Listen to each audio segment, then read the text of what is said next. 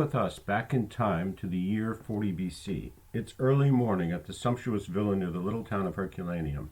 A cool breeze gently blows over the water and climbs the multi-level balconies that rise up the side facing the sea. This is the summer retreat of a successful Roman art lover and politician who calmly walks the length of the garden pool with its drunken Silenus riding a wineskin and talks with friends about Epicurean philosophy.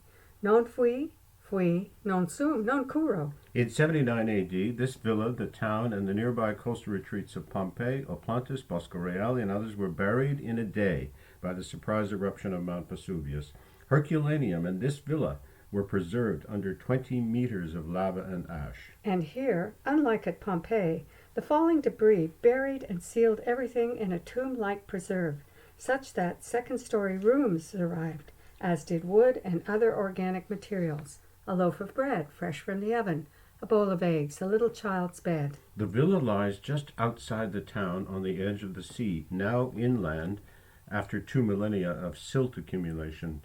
Romans happily fled here to escape the hustle, bustle, heat, and noise of Rome, the largest metropolis in the ancient world, a city of 1 million people. They came to enjoy their otium, the opposite of work, or negotium. It was an Epicurean paradise where one could live a little time of quiet contemplation, enjoying the surrounding beauty. The architecture, art, and sculpture found here are among the finest in antiquity, proudly displayed today in the National Archaeological Museum in Naples. Travelers from Rome would have headed south on the Appian Way towards Capua and Campania, about 150 Roman miles, a trip lasting several days, with many places along the way to rest, eat, sleep, and feed, and tend to the animals, as indicated on this ancient itinerarium. We know, however, from reading Horace on a funny and fabulously told journey from Rome to the Adriatic Sea with Virgil and Maecenas, that a day's travel might at times accomplish only a few miles. This one due to mosquitoes, sore eyes, stomach ailments, and drunken intermediaries. Not long afterward, the villa was gone, vanished, erased from memory. In the 1730s, when the town was discovered after being forgotten since the early empire, it was well diggers and treasure hunters who tunneled down through something resembling solid rock and found it, carrying off their booty of priceless sculptures. A new interest in the collection of artifacts from antiquity included kings and queens who wanted to show off the past glories of their kingdoms. Excavations began at Herculaneum in 1738, paid for by a curious King Charles VII of Naples, with a good eye for classical art, and the villa was discovered in 1768. Among the early finds at the villa was the library of Philadelphus, a so-called third-rate Epicurean philosopher whose books were found here along with parts of the classic text, De Rerum Natura, On the Nature of Things, by the celebrated first-century Epicurean Lucretius. A few decades later, Carl Weber, a Swiss engineer, made sketches of the villa by following the underground tunnels, realizing its true size and importance. The result caused a sensation in 18th century Europe and beyond, adding this site to the Grand Tour and inspiring painters like Sir Lawrence Alma Tadema. At first, the scroll books found in the form of charcoal briquettes were used for heat in fires. Some of the first books from this, the only ancient Roman library ever found, were destroyed, until one was dropped and the text inside revealed. Today, archaeologists are still studying and painfully deciphering the texts from the Greek half of the original Greek and Latin library. The Latin half has yet to be uncovered, much to the dismay of scholars. Since Philodemus knew Horace and Virgil, one enticing idea is that he might very well have included some of their Latin writings in this library. Are they yet to be found? Early archaeology and the first archaeologists began to take on any real significance in the narrow modern sense in the 1820s and 30s, becoming more of a discipline in the late 19th century.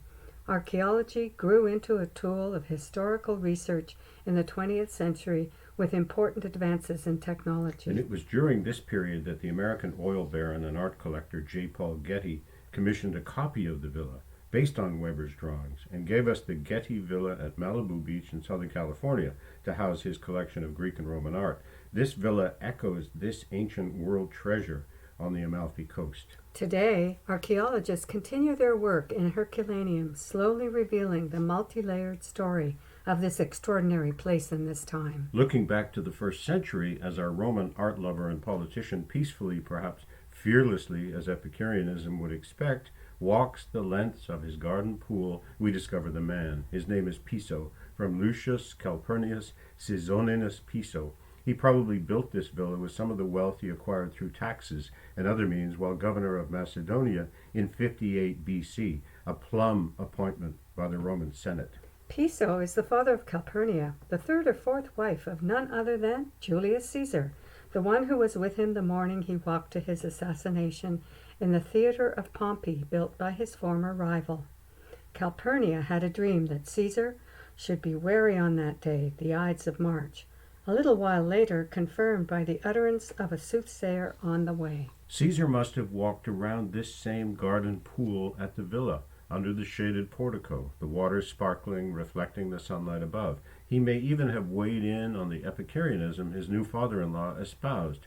It's tempting to ponder, as he was about to embark on the conquests of Spain and Gaul, then the Civil War, his murder, and the end of the Republic. After all, he left 1 million dead in his conquests. Non sum, non curo. Piso had earned the governor appointment after supporting the Senate with the exile of the great Cicero, the famous scholar and statesman. Cicero, as consul in 63, had exposed and condemned a conspiracy by the young nobleman Catiline and ordered the execution of its leading members before they could stand trial. Cicero argued he had the right to do this under the law. New legislation condemned Cicero. He appealed to Pompey the Great to no avail and went into exile in Greece in 58. Piso was consul that year. Exile was harsh, and enemies of Cicero tried to destroy his wealth and power in the process. When Cicero returned, his property had been confiscated, his home on the Palatine Hill demolished, along with 2 of his villas, and he sought revenge on Piso. It is because of this that we have a vivid description of Piso, the man, in Cicero's hate-filled speech to the Senate on his return from exile. A Syrian, a man whom nobody knows, someone of that body of lately emancipated slaves, made consul? For that complexion, like that of slaves, and those hairy cheeks and discolored teeth, did not deceive us. Your eyes, your eyebrows, your brow, and in short your whole countenance, which is as it were a sort of silent language of the mind, those foul vices of yours, few of us who knew the deficiency of your abilities, your stolid manner, and your embarrassed way of speaking.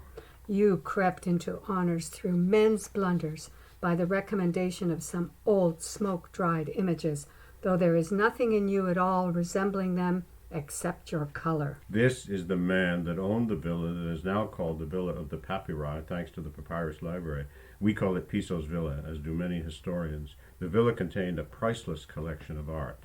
In 2016, a Pulitzer Prize-winning book called The Swerve was published about the discovery of a copy of Lucretius' De Rerum Natura, on the nature of things, in a monastery in the 15th century. The very same book that we have an original edition from the Piso Villa in Herculaneum. The Swerve is the slight atomic diversion in a world made of atoms, without gods, or heaven, or hell, or any kind of design beyond just what is here, what we see and experience. The author Stephen Greenblatt theorized that the Swerve gave us the Renaissance.